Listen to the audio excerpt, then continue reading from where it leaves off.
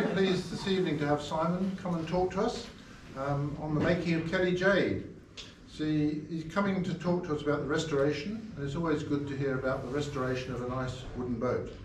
Kellie Jayde was actually the first boat built by Kemp, who went on to build the Lady Nelson and several other distinguished Tasmanian boats. When Simon took her over, she was in a very poor state, and he put her on a slip for 2 years before she could be returned to the water. She was an ex-Tasmanian Cray boat, but with a hard chine in place of a rounded hull. For the last several years, she's been continually improved. Her name is intriguing and is made up from Simon's wife and daughter's middle names, so we can look forward to a fascinating tale. And the other interesting thing about Simon is he's the only male who's ever been to the Women on Boats, because he's a carer for one of the women on boats. Oh. So I think it's a very distinguished thing, but he's not wearing his dress tonight. So. I can't tell you what happens there, eh? That's it. So Simon, thank you very much. Look forward to hearing from you. Thank you everyone for coming tonight, and hopefully we get this back up.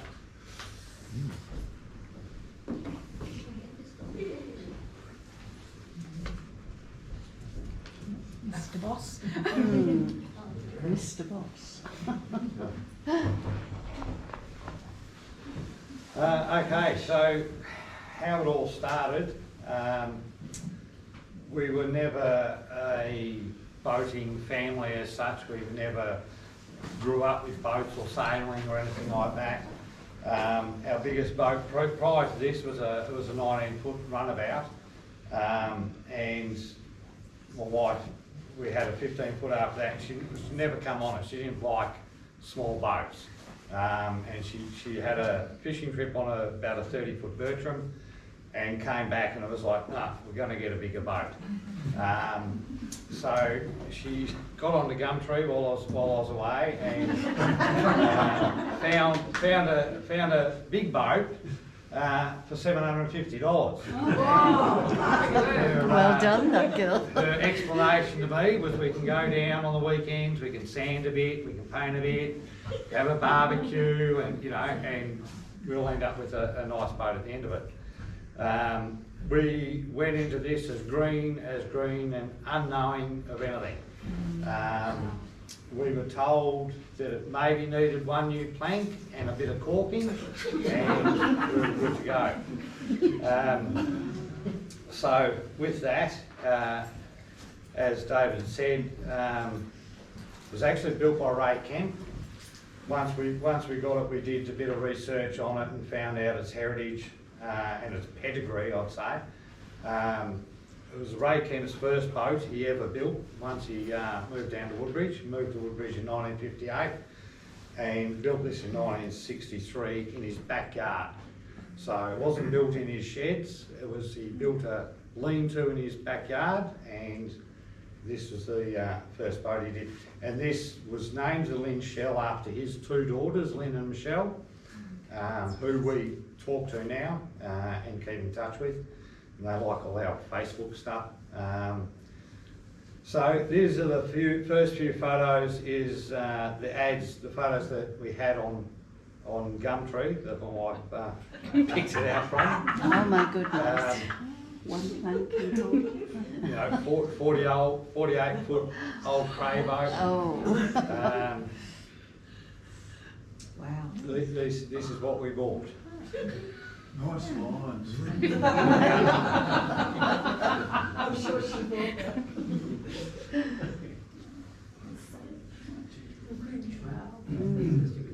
Okay, after we said we did a bit of research and found out it was actually built by Kemp, we got on to Ray's son Andrew up in Queensland, and he sent us some of these photos of it actually being built. This is under construction in 63 at the back of the house.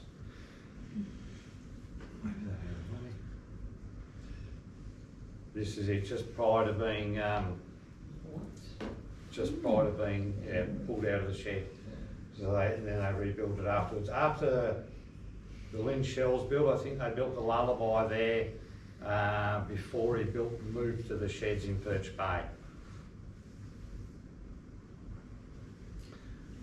Yeah, if you can read that, on the way to being launched at Gordon's, she slipped off the trailer, going around the bend near Jetty Road where the old pub used to be. Dad was often quoted, it's just like me, couldn't go past the first pub. She was recovered without a scratch. Now, if I can work this out, you can zoom in while it's on its side like that, being a Cray boat, you can see the holes there for the well to let the water in. I'm glad he put it up on the side like that so we could see those. This is Mrs. Kemp doing the bottling and launching it at Gordon's by LS Cranes.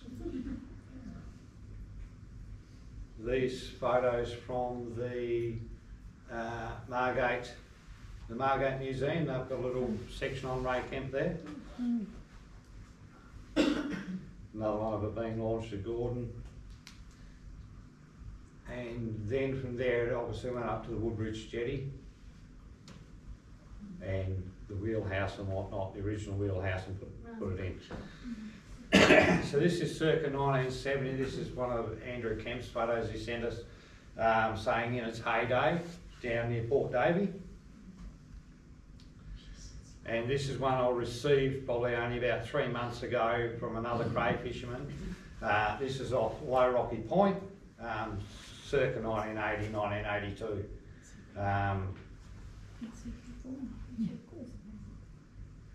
February 2018 is when we acquired or became custodians of. And what was actually happening, it was right down, this is the original Margate Marina when it was still wooden. It was actually parked right down near their offices, as deep as close into shore as it could. So on low tide it was actually sitting on the slipper so it wouldn't sink, and at high tide it actually had bilge pumps and 240 volt pumps just pumping the water out to keep it up. So once we worked out the only place we could take it was down to Kempy's old slipyard at Perch Bay. We organised a tow vessel and put a generator up on the front and hooked all the 240 pumps. And looking back, we were lucky that we didn't sink. Like looking back, once we worked out how bad it was, we were lucky that we made it. So this was the morning. My daughter and I, Madison, walked it out on ropes. Walked it out on ropes and waited for our tow vessel to come down with the generator running.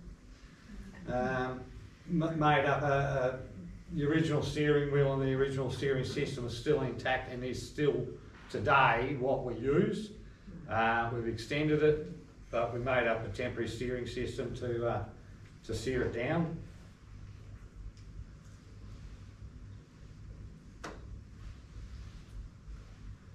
There's our volume. So, obviously the noise in the background, the generator, all going well. Great day. Beautiful day. Oh, shit. Dead calm, luckily. Oh. And we were kind of slung shot, I suppose, into the cradle by this boat, but you can see a bit of seepage there. We later worked out one of the diesel tanks that was rusted through and was leaking diesel. So in the cradle, and finally up on the slip. Let's have a look at what's really going on. There's that plank that needs replaced. That's that one plank. A little bit of caulking. Oh no. So the oysters that are on there, the more oysters than mussels, were actually full grown. They were no baby oysters. These were full grown pieces. Speaking to a few people and finding out where it had been since Ray passed away and the boat was sold, went through a couple of owners. Apparently, from what we can gather now, it hadn't been out of the water, it hadn't been maintained for 12 years. Wow. and what had happened basically is woodworm or boatworm, shipworm, Toledo worm had gotten in through the holes in the wet well where the crayfish scrape all the antifoul off, and because no one had maintained it, it got full of worm basically, and they started from the wet well and ate their way either way under the water line.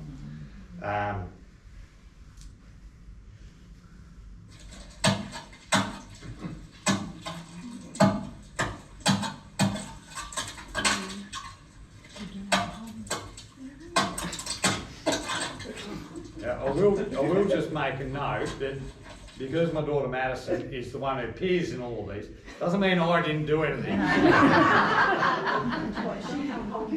That's right. So here's a good example of the damage worm does. The rudder should have come around like this and down here, and the same down here, down around to this point here. These are the shells of the worm. As they eat the wood, they create a shell behind them that encases them in salt water. This is one of the first things we took off. So, oh yeah, that'll be easy. We'll just go and get another one of those. Well, you can't just go and get another anything on an old wooden boat. So we laminated one up. My background is not in shipbuilding or boat building. I'm not a shipwright. I have woodworking experience and metalworking experience, and I don't know whether it's a curse or a blessing, but I can put my hand to almost anything. That's how the rudder should have looked, and that's now been in the water for 5 years and still not a mark on it. There's a photo of it after we're stripping the paint. Notice all these burn marks? They're all from a blowtorch to kill worm. So one of the ways to kill worm is if they're hanging out of it is to burn them. The other way is if you can find a wormhole, you heat up a thin welding wire to red hot with a blowtorch, and then you stick that up the hole, and you'll hear it sizzle, basically, up their bum, and it sticks to them, and then pull them out. Yeah. Do you know that shipworms are actually edible? Oh, we could have kept it before. I would like to see you try one there, but the stench of the worm was, you'll never forget it. You can smell the worm a mile away once you know what it smells like. Once we'd cleaned it off a bit, we realised how much damage there was. We got the wooden boat people down at Franklin to come and have a look, and we got a shipwright to come and have a look. We were told to take the shaft and prop out, push it out into the bay and burn it. That's what the shipwrights told us. They said you will spend more money on this and you'll never be able to do anything with it. To us, that was like waving a red flag at a bull. We can't do it. It's like, well, we'll show you. The prop is the original engine had a Gardner 3L3, so 3-cylinder Gardner. So that prop is actually 900 in diameter, so about this big 3-bladed prop. So that was the original prop for the original motor. So yeah, once we worked out how bad it was, we had to figure out what we were going to do, and we came up with a decision that the shed was empty, so we would have to put it up into the shed to be able to work on it. And at that time I had a full-time job as well, so every weekend I would go down, and my daughter a lot of the time as well, and Melissa, would go down first thing Saturday morning, go back to Baghdad Saturday night, back down to Sunday, back up, and often work till dark and the floor on the shed is just dirt, so in winter it's just mud. So you're working in mud and sawdust and whatnot. So we had no plans for the boat. There were no drawn plans. There was no plan on what we were going to do. It was just take it as it comes, get the paint off, and you know, start working from there back. Soon worked out we had to strip the planking. A lot of it was so bad you can, because they were in a hurry to build these boats. What was the keel like for worm? Keel was good. Few little holes here and there, but nothing major. There's a couple of ribs that were the same. The port side ribs in the wet well were the worst. We had the shipwright come and have a look at them, and he said they're still solid. What we did was we did our wire trick and got all the worm out, and then filled those holes, injected them with epoxy resin in the ribs before we replanked. So it was replanked with green cut celery out of Smithton. So they were nice and flexible. These are just some of the photos as working. As I said, there was no plan on where to start. It was just like, well, we don't want that wheelhouse anymore. And actually put the front of the old wheelhouse up the front so I could see what it looked like with the forward wheelhouse. These are just random photos of, we're trying to keep them in order, but staunchions that were gone, missing.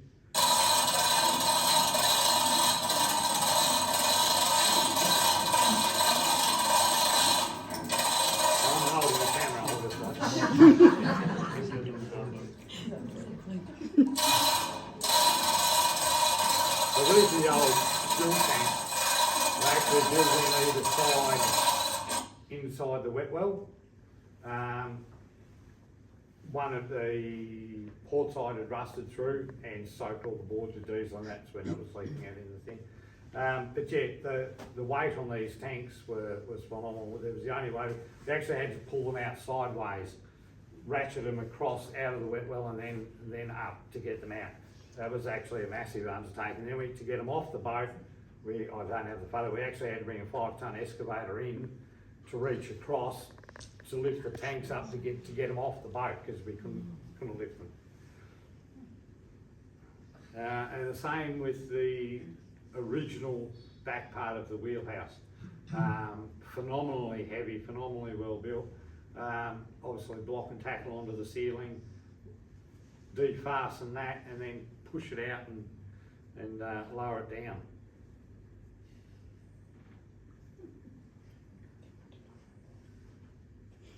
You can see the old steering, and there's another photo of it later on, but the old steering system here runs a chain across to a pole drive, and the pole drive comes up here, and the chain turns a worm drive there with an arm on either side.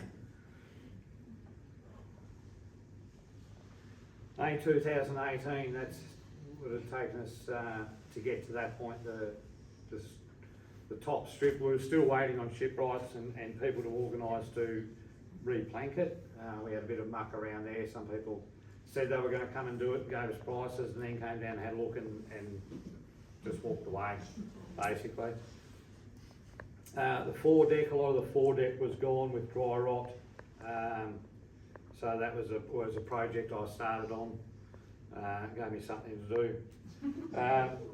We got R&M Marine, Rob Menetz down at Kettering. He agreed to come and do the planking, and his younger brother Duncan actually ran the planking. And both, for those who know wooden boats, the garboard is the first board up from the keel and the hardest board to put in. And we had to replace both of them. So some of the techniques here, we still had to use porta power. They don't just go into place; they're forced into place. We did have to steam a few boards towards the end of it. In the wet well, obviously, for those who know wooden boats, there is no floor in the wet well. The blocks in between the ribs.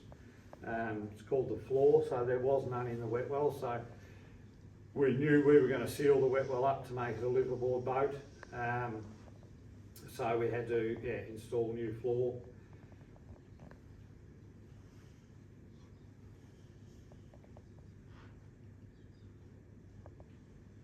There's the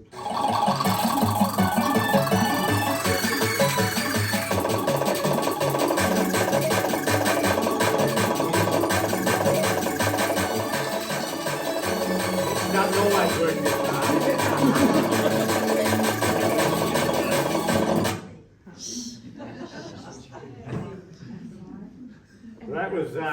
that was painting the engine room. So while it was out, just jobs, as I said, there was no plan, no work schedule, so you'd go down if you felt like doing one job or, you know, not doing another one, you'd just move on to the next thing that you thought had to be done.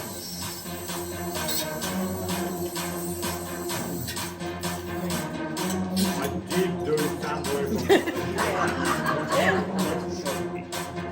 All your videos are on my phone. So I should give you my phone and then all of your stuff's on here. just some more pictures of the foredeck, replacing timbers on these things, cutting them in around and up, battered at the back and chamfered and whatnot. It was took quite a lot of work, but we got there in the end. And obviously there was other bits, and I'll just put that photo in there. There was other bits. We got to the point we couldn't take every board out, couldn't replace every single board. So we started doing repairs where we could glue in other bits, or we could fix them with epoxy and whatnot. Otherwise, we'd still be there doing it. It was fastened with 100mm stainless 316 stainless steel bugle head screws.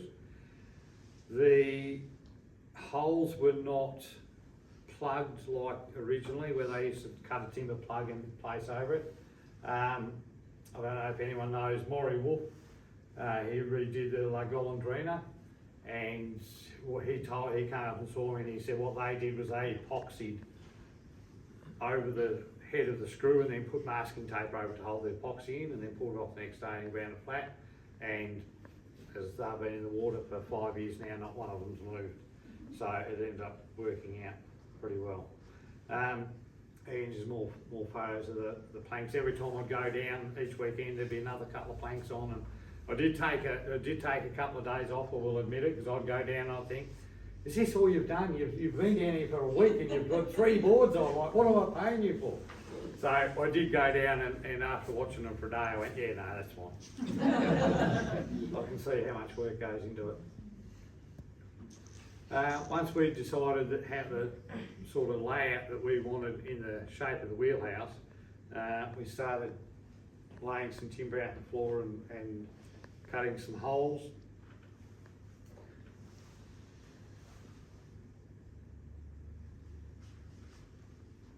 So looking back, this part here is the forecastle. That hole there would have been the freezer. The big one here is the wet well, and then the wheelhouse would have been back here. So from this we had a bit of a clear run. We could start to see a bit of light at the end of the tunnel. Planking nearly complete. So this is when I started learning about what we did with the in between the boards. They have to be corked. Right, what do I do there? You need corking irons. Where do you get corking irons from? Oh, you've got to buy them from wherever. No. So I do a bit of blacksmithing. So I went home, got some photos off the internet, and thought I can make those myself. So a couple of cans of Jack Daniels and some meat. Yeah, and a forge and an anvil and a full set of corking irons. So the whole boat was corked with those corking irons, which I've got up here today.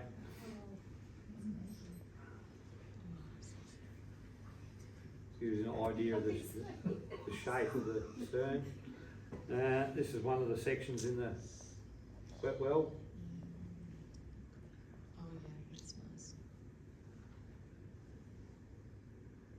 So this is now our galley. The old wet well is still see on this side behind the ladder here. This side hasn't been stripped yet, still got the holes in it from the wet well, and this side's been replanked. Looking from the wet well, we open up the door with a chainsaw, and that's looking forward up into the forecastle. Forecastle would have started here, and then this section between the forecastle and the wet well was their freezer for their bait.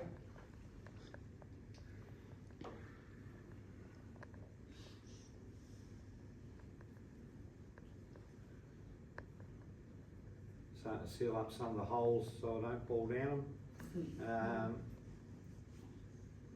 We started laying out some stud work on the deck. We wanted to be able to have as much room inside the wheelhouse, or the shed as people call it, as much room as possible, but still be able to get down the sides without, we can get down there comfortably, but you know, it's not that big, but we enjoy more of the space in the shed.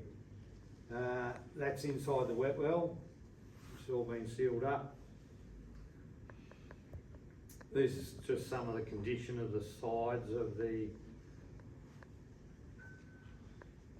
zoom in there, of the condition it was in. It was in, yeah, the more we looked, the worse it got. There's photos of the old bulwarks, stanchions, which we later found out, and this is just like after we spent a bit of time on them. A lot of people ask why I've painted as I go. If I didn't paint as I went to show myself how much I've done each day, I would have lost motivation and would have walked away from it. So every time I was down there, like Sunday afternoon or whatnot, I'd get some white paint on or a bit of red and go, oh, I'll take a photo and go, oh, that's what I've done. I'm making progress, I'm getting somewhere. If I'd done it the other way, as most people do, and strip it all down and rebuild it, I would have just given up and said, no, couldn't see any light at the end of the tunnel. So we're starting to get a bit happening there. We still, at this point, we weren't sure what was going on with the joints, and some of the joints, and because they hadn't been maintained, it had opened up to like half an inch when they should have been, you know, quarter inch or 5 or 6 mil or whatnot. That opened up massively. So we start some caulking. We're starting caulk along here. We worked out there's kilometres and kilometres and kilometres of caulking. So for those who don't know, it's a Cavill built boat. So the boards basically butt on top of each other with a slight chamfer at the beginning, and you caulk it with either cotton or the traditional oakum. Caulking is forced into those joints with a hammer and a caulking iron, until you can't get any further.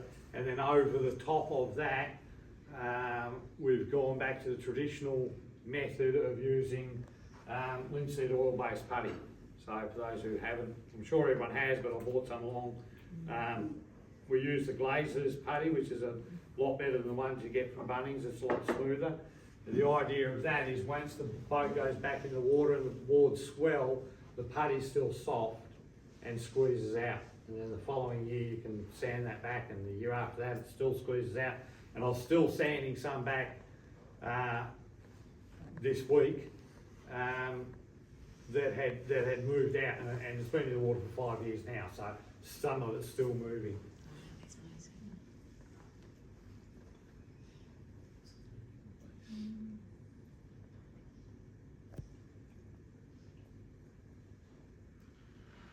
So again, I couldn't just go through and caulk the whole boat. It was mind-numbingly tedious, it was hard work, your arms would just about fall off by the end of each day.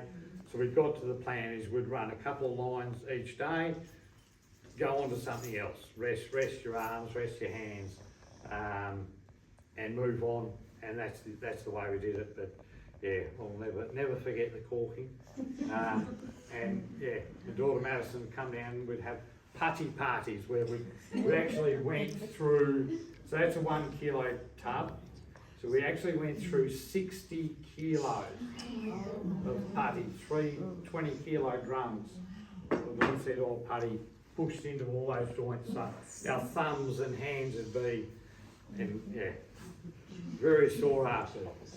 So in amongst all that, we've laid out our framework or our shape on the deck with some oak, and with the help of Jason Gray, a carpenter mate of mine, he came down and gave me a hand to start getting some stud work up.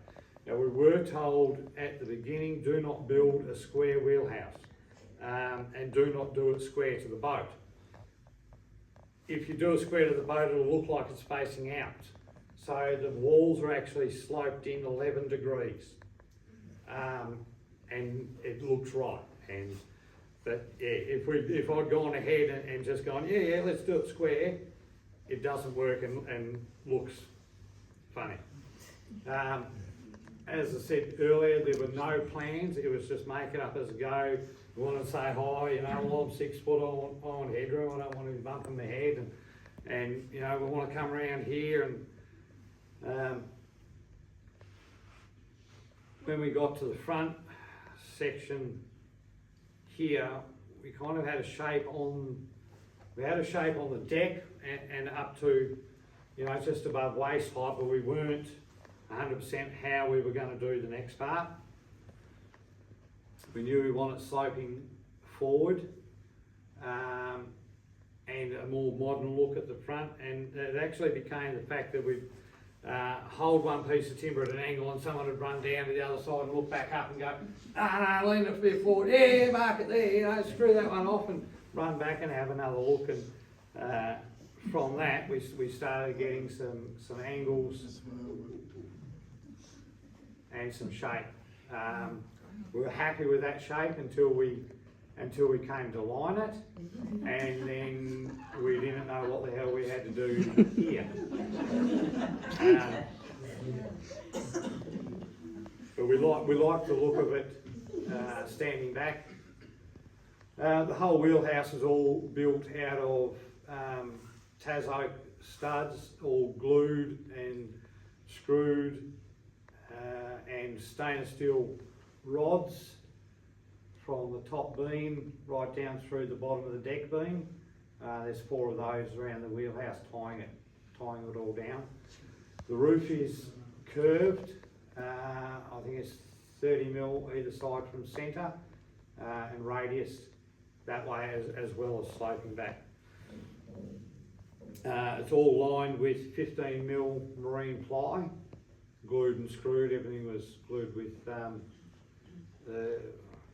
can't even think of it at the moment, the waterproof glue that swells up. Everything going on, the hardest thing I think at this point was getting those full sheets of ply, carrying them across this gangplank by myself, and getting them up onto the roof. But we're starting to get there. We can see light at the end of the tunnel. We're making some progress, but in amongst that, we've still got to keep repairing the rest of it. These are just photos of the deck parts, but again, we replaced. And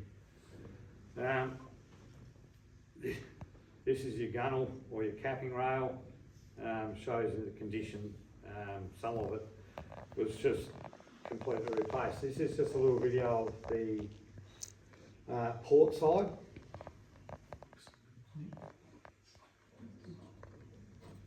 So at this side, the starboard side's been replanked. We've now stripped this side. And what we did was actually cut, with the chainsaw, as I said, we cut down each side of the rib, and we kept going back on each board until we ran out of wormholes. Or we could basically, you know, the wormholes were only a couple of inches deep. If there was wormholes there and they went through to the next rib, we cut the next section out. We had to just keep staggering it all the way back until there were no more wormholes or only a couple of inches deep. And that's how we worked out what could stay there and then what needed to be replaced. Someone else doing all the work again. Yeah. I just asked a question, have you banned Mel from Marketplace? Yes, well, no coin.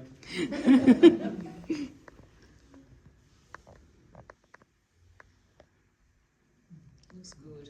That's amazing.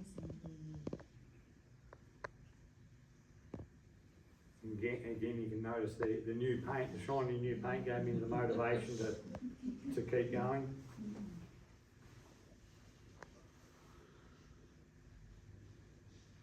This is November 2018, so when do we start? February?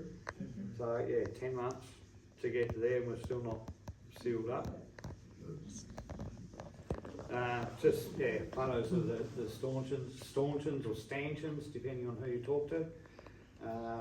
Most of them cleaned up pretty well, but there were a lot of bad ones, which I found out later. Some people actually did dodgy things like cut them off at deck level, put on a piece of treated pine and screw it in and goop it up so it looked like they replaced it. And I might have gone through and go, oh yeah, that looks good. We won't worry about touching that one.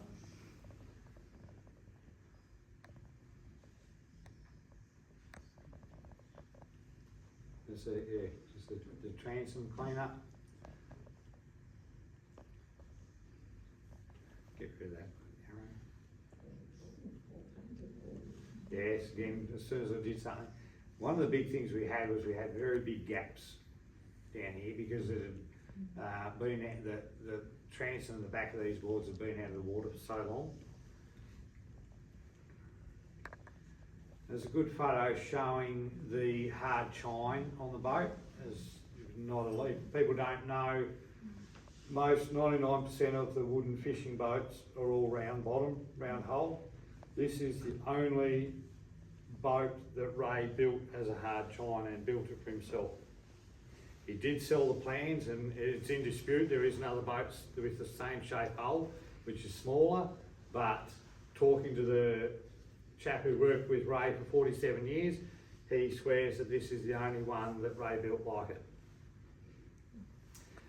Starting to get some face shape look on again. I knew what I wanted the sides to look like, so it was just cut and play, starting to line the wheelhouse.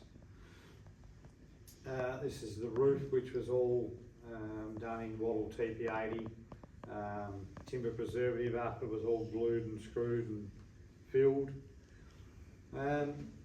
Caulking, you can see, so all the new boards obviously had a lot finer gap or a lot smaller gap than the old boards. The old boards had opened up quite a lot. So with the new boards we used the different size cotton to force in there, and with the older boards we had to go to the thicker oakum. And believe it or not, we actually had to twist a couple of oakums together to get something like that thick to be able to bash into the joints. Some of them have opened up, but it's all held. It's all still going well. That's obviously your putty forced in over your caulking, and then it's just finished off. I usually find the back of my fingernail works beautiful to scrape the putty off and flatten it out.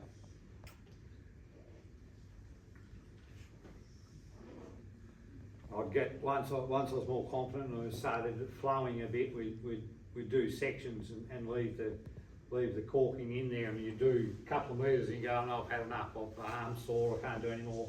Go and paint something or do something else and come back to it.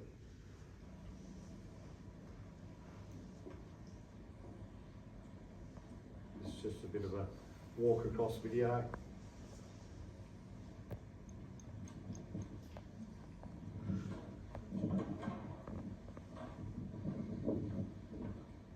So this starboard side had all been caulked and painted. I just got to fly through these because Rob will be on to me. I've got too many photos.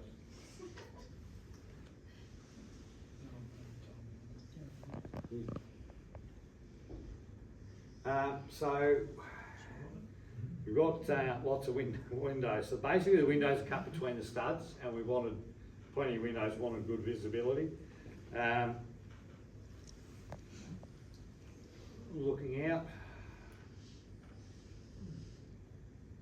we can start to see what it's going to look like.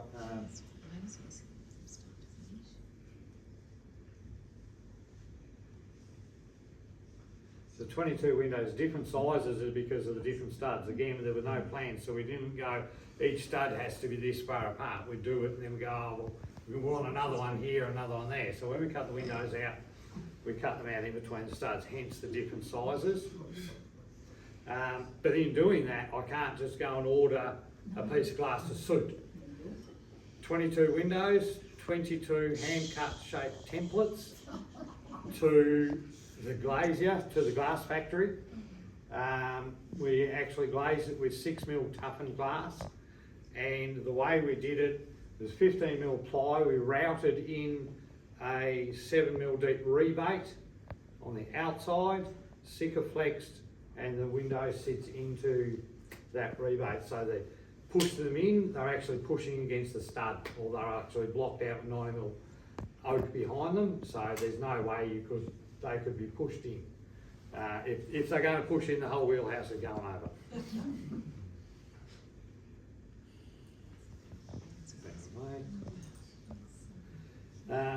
Just more work on the capping. This is funny, somebody doesn't realise I'm being recorded.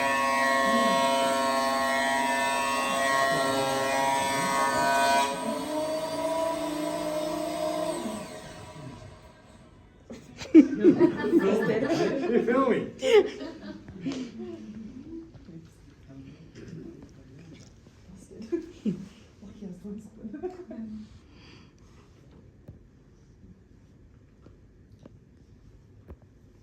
New gunnels or capping rails, replace the ones that I won't let this one play through too much, but just to show you I did do something.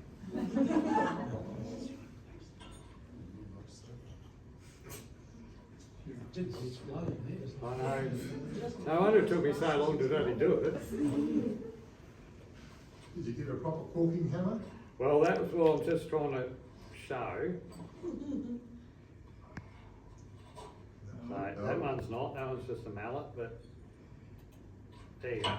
Okay, so there's a proper... You're not going to get it. There. Alright, the proper caulking mallet is probably a good foot long in the head, perfectly balanced. A good one is perfectly balanced. This was actually absolutely pleasure to use. They obviously knew what they were doing back in the old days. All the boats were built like this, so everything was caulked. They come up with this design and it's perfectly balanced. It's actually so easy to swing, and the weight of the hammer, not being heavy, but the momentum of the hammer drives it in, and I could caulk like this for hours, and not, when I was using the modern day plastic mallets, my arm would be sore up to 10 minutes. But these marvellous things. So I did borrow one, and the only time we didn't use it was when I had to, it was too big to get into an area.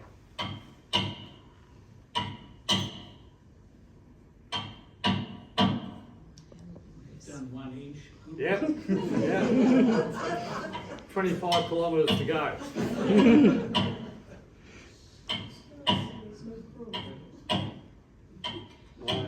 You go on to the next, Rob. Keep going. Worms are out, patience.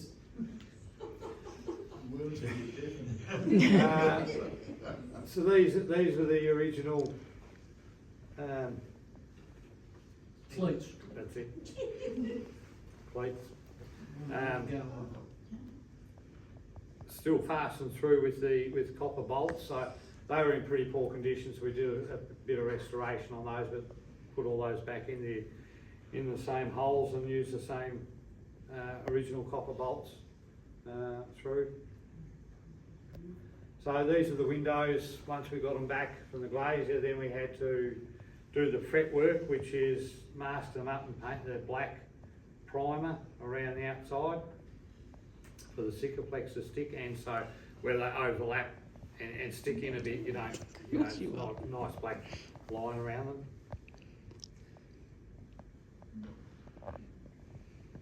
So So again, they were just stuck in from the outside with Sikaflex, taped in position till they cured. The handrails, we still kept the original handrails that were on there. We did repair and extend, patch, replace feet and whatnot.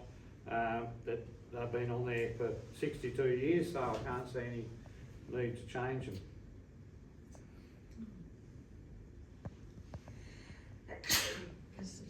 And they've just extended with galvanised water pipe, same as they would have used in 1963.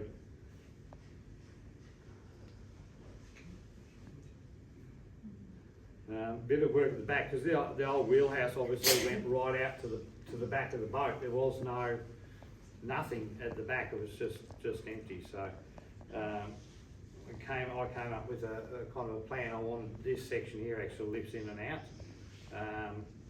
So I could, with future plans, to put in a duckboard or dive deck.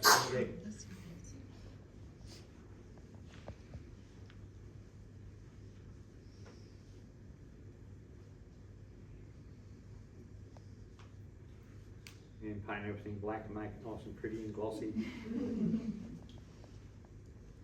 Did you bend up all the pipework? So I did all pipe. I didn't bend it. No, you just buy pre-bent elbows or pre-bend bends, 90 degrees, and just so they're all TIG welded on. The reason I use a TIG is there's a lot less sparking. So obviously on a wooden boat in a shed with sawdust everywhere, there were welding sparks going off and starting fires everywhere. So the TIG was much more controllable for me to keep the sparks down. And I touch wood, I didn't have any fire. You can see at the back here, joints that had the cotton or joints that had the oakum forced in. That was the better photo of the steering system. Yeah, so the chain drives the wheel which turns the worm drive, which runs these two arms on either side to turn the rudder. The rudder is a big rudder, as you saw once it's fitted back. The rudder would have to weigh 70 or 80 kilos. It's a big rudder. How many turns from helm to helm? Eight and a half. Yeah. You think? Well, I'm trying to Well, have you seen the size of it? So this is coming down the port side, obviously replacing sections of sponson and some planking.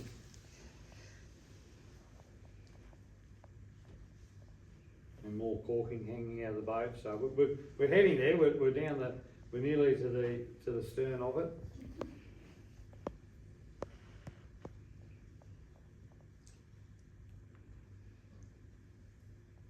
We can definitely see light at the end of the tunnel now. I think we're starting to make a date. There's another good photo of the chine lines and the shape. And when Melissa and I saw this shape, the boat, when it first came out on the slip, that's when we fell in love with it. Like, we just saw the lines on it. And we, when someone told us, just push it out and burn it, we're like, no, we'll do something. And what was your grand design's estimate for the cost of restoration? So what I've learned is you stop counting at a certain point, and we don't call it dollars, we call it boat units.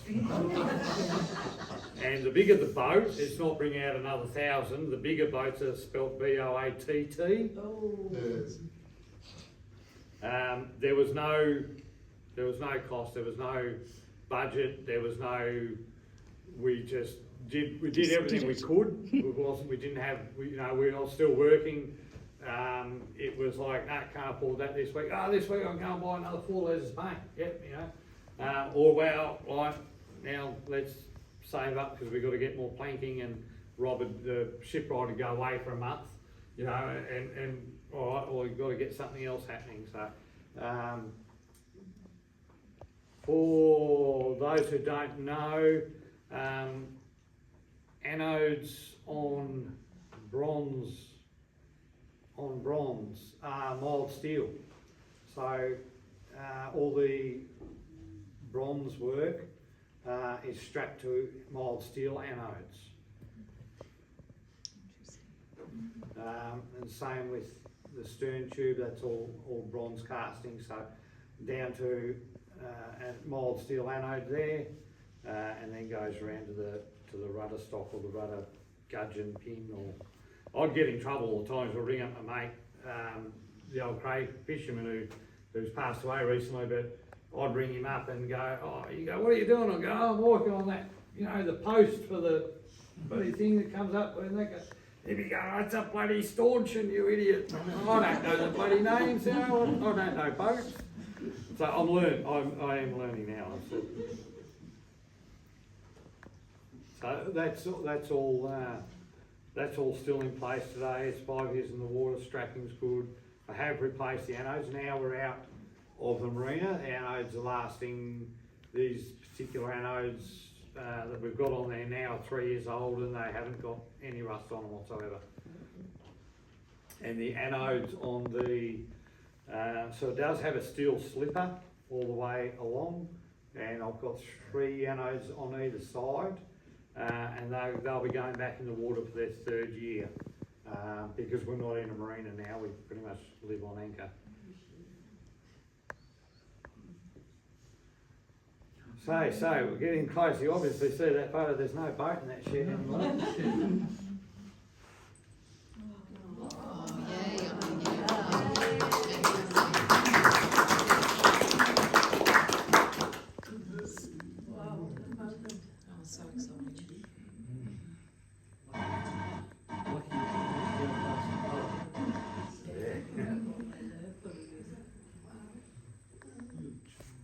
So what we did was, we were very panicky. It was like, what's going to happen now?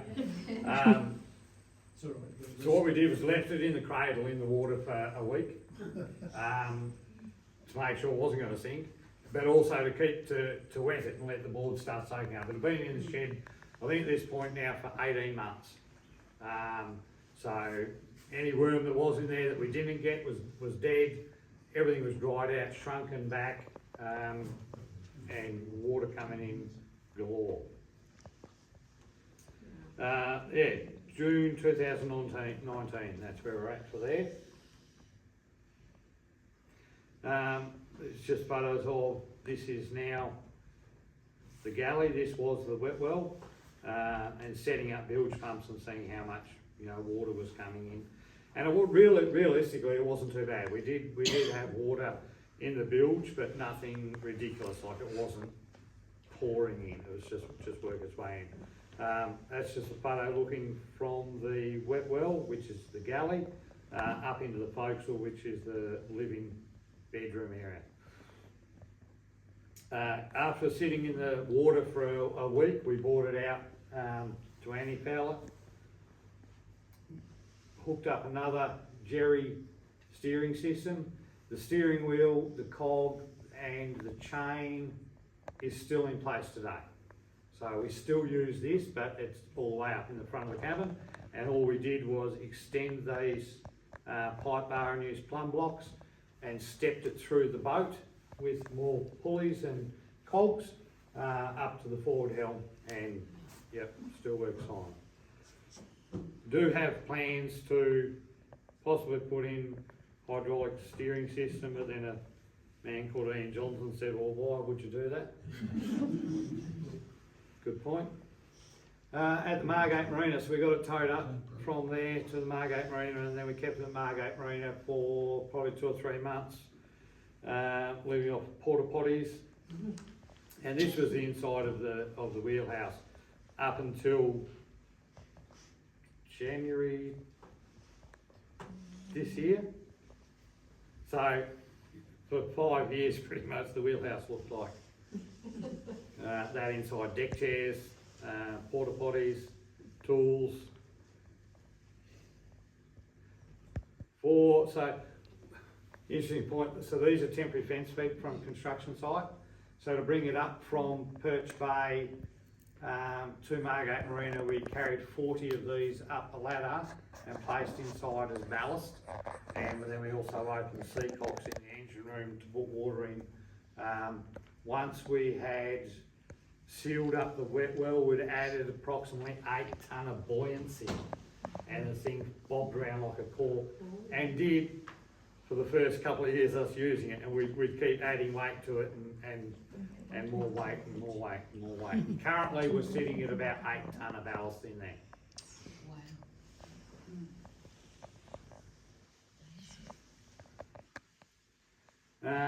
Leftover planking, I thought I'll find a use for that. Made some stairs to go down into our galley. Starting to fit out the wheelhouse and the helm before it went up to Prince of Wales Bay. We've got a second-hand motor out of one of the Cray boats from down at Margate, with motor and gearbox. He was replacing the motor, not because it was broken, but because he had to replace his fuel tanks. To get to his fuel tanks, he had to take the motor out of the boat. So he said, I'm not going to put an old motor back in, so I'll sell that one. So we acquired this one. It's 210 horsepower Iveco, Fiat Iveco, circa 70 something. Hasn't missed a beat. Fuel tanks, again, what I was saying is everything was done on a budget, but not skimped. So I got hold of some aluminium fuel tanks off trucks. So that particular one's off a Mack, and I got one off a Volvo, and they hold about 375 litres each. So carry in the fuel tanks carry 700 usable fuel. So they were made up on the water at Prince of Wales Bay with a tarp over us and fitted in with a big hole at the back of the deck.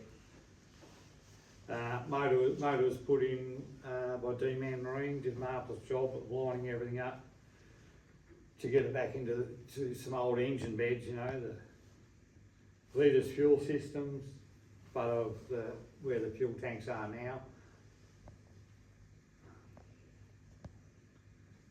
Yeah, bilge pumps, hole for the exhaust. First time we had it running. So it's good price for lead at the moment is probably around $3 a kilo, so $3,000 a tonne. Couldn't afford that, so I sent my daughter down in a little truck, got 2 tonne of bluestone rail ballast, cost me $90. We bucketed 2 tonne of ballast into the floor, and then we set sail.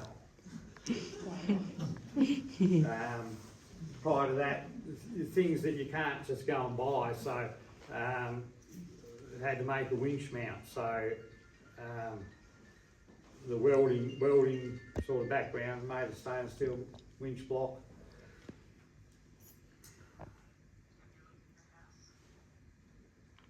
And this is sort of the inside of the wheelhouse, and that we kept for 5 years.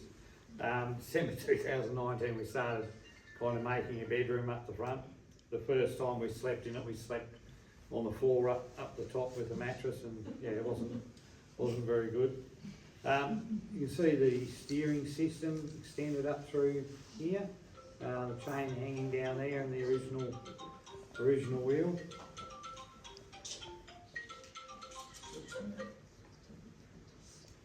Just continuing on the helm, putting in fridges and water tanks. Again, things on a budget, but they work. 4 of these blue drums, 200 litres each, fitted in perfectly where the old fuel tanks were inside the wet well. Total cost of $20 each they were. Going back to that staunching that I said that had been done a little bit dodgy. Got a phone call from Margate Marina saying we've got about 50 knot winds down here and the side of your boat's pulled off. Quick jump in the car and drive down, and what had happened is this staunching here that I thought was all good that somebody had sikaflexed around the bottom of it for a nice thing, and I knocked it and dug it, and it was like, yeah, no, that's good. That was screwed in with one screw, diagonal screw, and covered up. And that's where our cleat was above that, tied onto the marina. So as soon as I got a bit of decent weight on, that one went. The next one was probably a bit rotten, so that one snapped.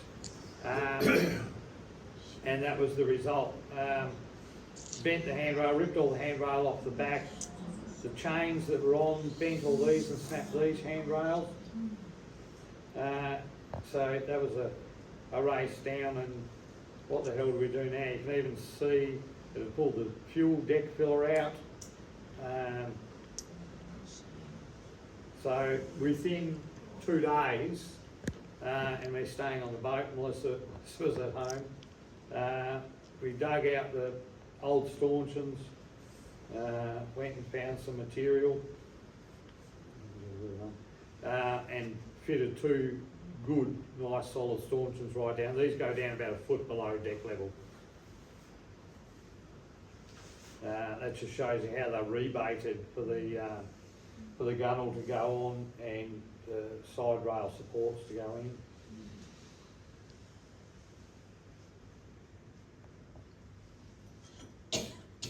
So I think we had to that stage in a day and a half.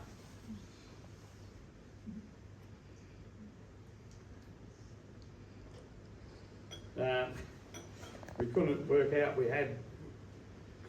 what to do with the dinghy, because going back we had the dinghy just sitting on the deck.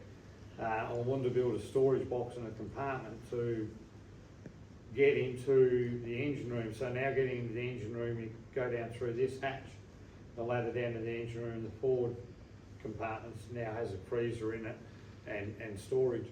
But when we built it down at Margate Marina, we thought we'd done a great job, and we built this box on there, and we stood back and went, that's great. We had the dinghy and the baby side us, and that's great. Oh, Sunday afternoon, crap, what do we do with the dinghy?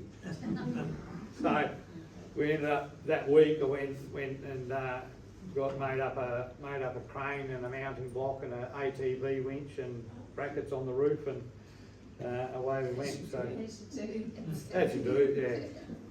We had 2 little boards at the top of the stern tube there that just would not seal. Doesn't matter what we did and what we caulked with, and it kept leaking through there. So we had the shipwright spline up under here, which those who don't know, if they take the caulking out or leave the oakum in, if they, as much as they can, take all the cotton out, and they glue in a wedge-shaped timber block, usually celery or king billy or something soft like that. Epoxy that in and glue it all together, and then a tingle over the top, which would be hydro seal underneath all of that. You Simon, see, we do, Simon, 5 minutes? 5 minutes? 5-minute break. No. We're nearly there. Where's the rest of the other 295 buttons? So we obviously got, with changing the motor, we got rid of the old elephant ear prop. We put in a new shaft, new prop to suit. The other thing we did was build stabiliser wings. I got a couple of photos and spoke to a chap up on the east coast, and we built these in situ on the boat. You bolt it all, screw it to the boat, and then tack weld it. They were epoxied, sandblasted and epoxied. Going through, I'll have to race through these now. This was the wheelhouse in November 23. Lined the ceiling with foam. We started lining the inside.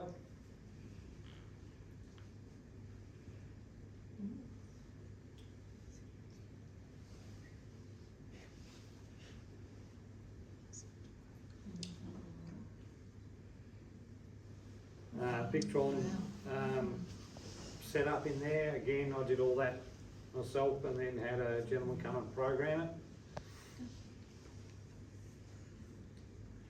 Blackwater tank, gas, hot water, diesel heaters. Starting the galley, March 2024 that was. And this is what we've just completed, electric toilet, and built a a trough and fiberglass trough in the bottom. Lined it with lamy panel, and this is August this year. This is what the inside currently like.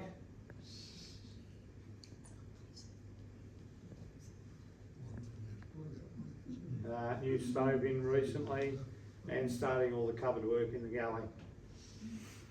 The other thing we had to do, as we said, when we had to put lead in, so to get the bluestone took up a lot of room, so we eventually went to lead as we could. All the lead we've done, so we've got 6 tonne of lead in. 6 tonne of lead we bought as scrap lead, as old flashings and that, smelted it down ourselves, cast it ourselves, took it down to the marina, carried it out to the boat, carried it downstairs, and put it all in under the floor.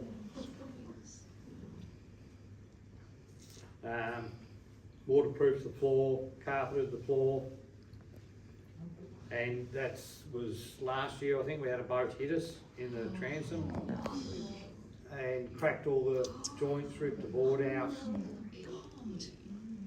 We were at the marina and we got run into. Yeah, marinas aren't safe. So James, the shipwright from Redcar Marine, he actually did his apprenticeship with Kemp. So obvious choice to do the repairs. That's it now. That was it last year. That was the block we put on the back. Old planks I had left, I made into a swim platform. I built davits on the back so we could get the dinghy off the roof, so we could put solar power on. So we currently run 2,100 watts of solar power. We have a 2,000 watt auxiliary alternator off the engine, and 800 amp hours of lithium batteries. And that's where it is now, as of today. End of the shipworm, they grow, because they're a mollusk, they grow two sharp, teethy, curved shells like a router bit, similar to the same material as a oyster shell, and they turn as they eat. They start off as a pinhole, and as they grow, they get bigger and bigger and bigger. So you can see through there the damage. So you can come and have a look at those caulking tools, the putty, and the oakum if you want to have a look and feel those things. Okay, thank you. Thank you. And Maddie, I think Maddie, you should get up as well. Come on, Maddie, you're the other part.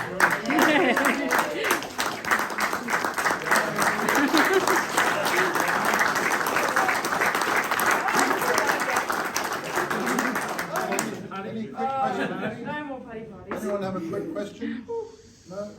Explained everything. I want to know if you ever got a chance to have a weekend barbecue. No, mate, the best pizzas in the business. Barbecue first. Not when we're doing it. Not when we're doing it, no. We've never